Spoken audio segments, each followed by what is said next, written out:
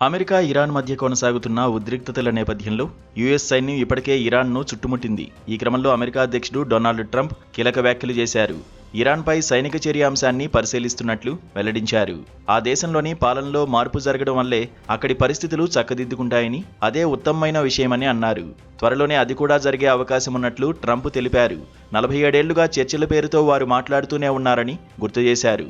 ఈలోగా ఎంతో మంది ప్రజలు ప్రాణాలు కోల్పోయారని, ఇకపై ఈ విషయంలో ఆలస్యం చేయదలుచుకోలేదని పేర్కొన్నారు. అయితే నూతన పాలకులను ఇరాన్ ప్రజలే ఎన్నుకుంటారని ట్రంప్ స్పష్టం చేశారు. అణు ఒప్పందంపై ప్రస్తుతం ఇరాన్తో జరుగుతోన్న చర్చలు విజయవంతమవుతాయని భావిస్తున్నానని తెలిపారు. కానీ అవి విఫలమైన రోజు ఇరాన్ చరిత్రలో ఓ చెడు రోజుగా నిలిచిపోతుందని ట్రంప్ హెచ్చరించారు.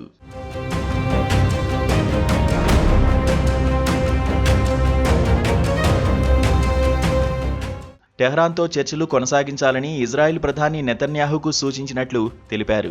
అగ్రరాజ్యానికి చెందిన యుద్ధ విమాన వాహక నౌకలను ఇరాన్ వైపు తరలిస్తున్న సమయంలో ట్రంప్ ఈ వ్యాఖ్యలు చేశారు. దీంతో ఏ క్షణాన ఏం జరుగుతుందోనని పశ్చిమాసియా దేశాలు ఆందోళన వ్యక్తం చేస్తున్నాయి. మరోవైపు ఇరాన్లో నిరసనలు మరింత తీవ్రతరం చేయాలని ప్రవాసంలో తలదాచుకున్న ఆ దేశ యువరాజు రెజా పహ్లానీ ప్రజలకు పిలుపునిచ్చారు.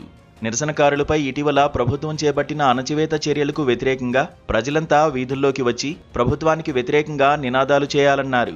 ఇరాన్ ప్రజలకు అమెరికా అధ్యక్షుడు ట్రంప్ సహా ప్రపంచ దేశాలు అండగా ఉంటాయని పేర్కొన్నారు.